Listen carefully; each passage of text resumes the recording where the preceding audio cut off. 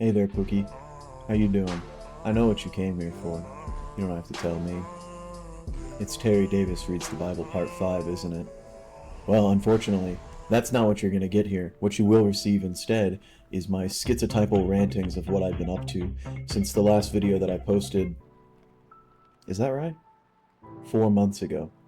Now, the last time I did this, I did the whole standing in front of the green screen meme, which was really fun to edit out and post, and definitely didn't take too long. This time I'm not going to do that. I'm just going to sit down here and talk to you, personally, the person watching this video. I gotta stop smoldering at the camera, but I need a way to get your attention. Some brief updates. I've been making the game. Shocking, I know. And it's been... going. Some changes since last time. The game is now single player, mainly because multiplayer is way too fucking hard. Secondly, in following the trend from the previous announcement, there will now only be one map. As much like multiplayer, turns out 3D map design, kinda hard. So, just doing one of those. Just one nice looking map. And thirdly, the game now takes place in the 1850s. I don't even know if I told you in the last devlog when the game was supposed to take place, but it was modern times. It's no longer modern times. Oh, and fourthly, the working title of the game has changed. If you paid attention to the title of this video and did a quick little compare and contrast between the last one, you've probably figured out by now. Alright, let's get into actually talking about what I've done. First of all, I fucked up. Shocking, I know, given the absolute level of divine perfection that you've become accustomed to watching these videos, but I made a mistake. And this mistake is a recurring mistake in that it is file size. The file size is too big. Way too big. Not like 100 gigabyte Black Ops 6 big, but like game that's going to take you an hour and a half and it's 20 gigabytes big. So I had to figure out a way to optimize it. And I'm just going to rapid fire what I did really quick so that I don't spend the next 20 minutes talking about this horrific infinity torture that I endured. First optimization step, and is probably obvious to anyone who successfully got through 3rd grade, is texture size. Now, the big problem with my asset sizes were the 3D models were too big, and 97% of the space in these 3D models is taken up by textures. So, using 2048 by 2048 textures for everything was making the average file about 4 times bigger than it actually needed to be. So, yeah, if you watched the previous one, you probably know that I did this with 16K textures as well, so maybe this time I finally learned my lesson.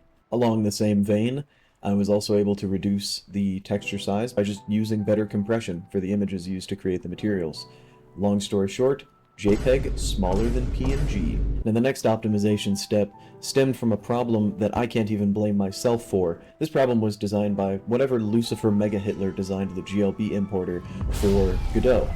Essentially, very brief explanation, GLB is a 3D file format. It's a way that you can represent a 3D model with its materials, animations, and, well, everything else you need for a 3D model. Now, GLB is often named as GLB/GLTF.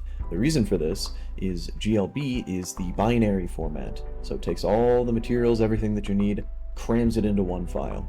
GLTF, on the other hand, separates the individual components of the model. The model itself is one file, all the textures are extracted out and put in a folder. It's all separated. Now, for some reason, only known to God, whoever designed the GLB importer designed it to where whenever Godot sees that there's a new GLB file that it needs to import, it makes the absolutely neutron star neuron density high-level brain decision to just pull all of the image files out of the binary file and just shit them directly into the folder that you have the GLB file into. And like I said earlier, about 97% of the space in these 3D files is due to textures. So that means every single model is twice as big as it needs to be, because rather than just pulling the images out of the binary file, it has to release them onto my hard drive. So instead, I'm using GLTF, which, as mentioned before, separates these things out. That cut down the file size by another 50%, roughly. The last sort of step that I did was material baking. This one could take a while to explain, but to sum it up very simply, all 3D models, when they're using materials, have something called a UV map. Basically, you use a 2D image and you sort of wrap it around a 3D texture. The way in which you wrap it is that UV map. The entirety of the 2D image might not be necessary to perform this texturing. The model itself could use as much as 95% of the total space available on the 2D image, or it could use like 5%. It really depends. So you can save on a decent amount of space by doing something called material baking, which is where you create a new image that is only composed of the UV map and the relevant information that is required to maintain the original texture. So anyways, after all of that was said and done, I went from an asset folder of about 8 gigabytes to 1.2, which pretty decent reduction. Yes! Now, much like encountering a functional member of society at TwitchCon, I got a brief respite from the insanity in this next step that I did, which is the artifact system.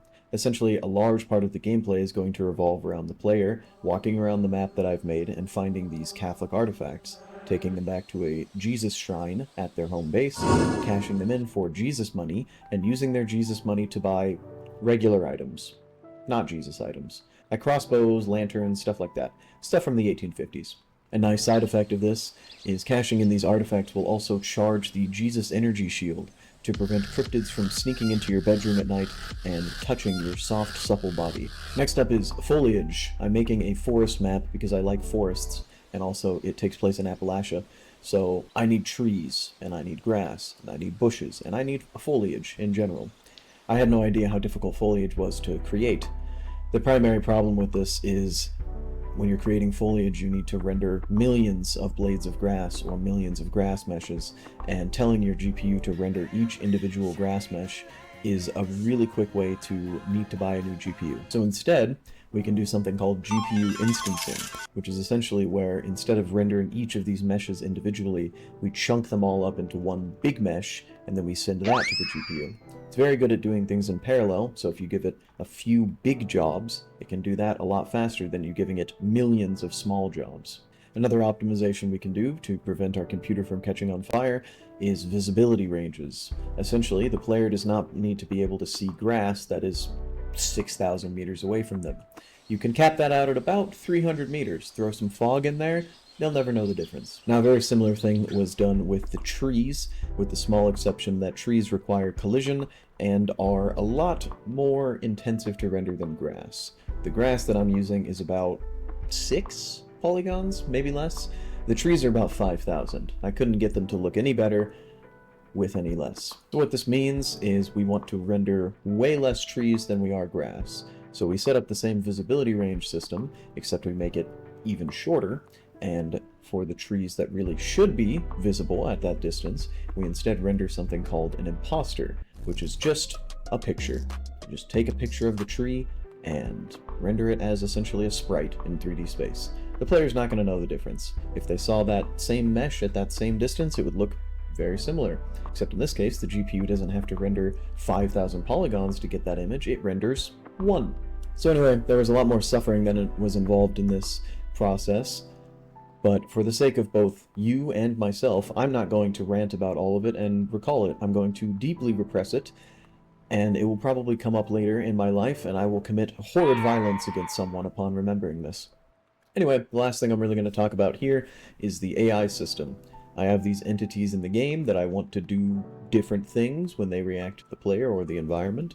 So I set this system up that essentially stores a bunch of behaviors that the entity can be in. The behavior could be something like stand still, walk around, walk to a location, chase and murder the player.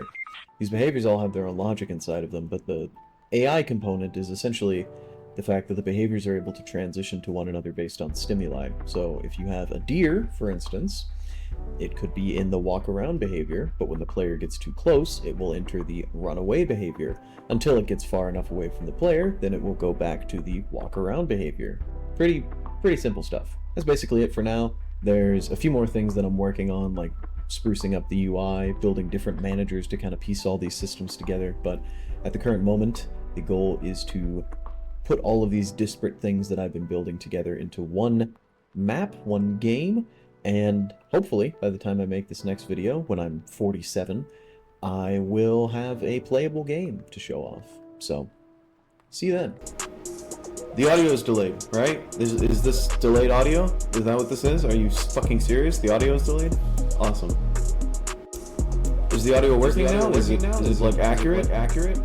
Does it not appear as though I'm trapped in some fucking time paradox? Is it working?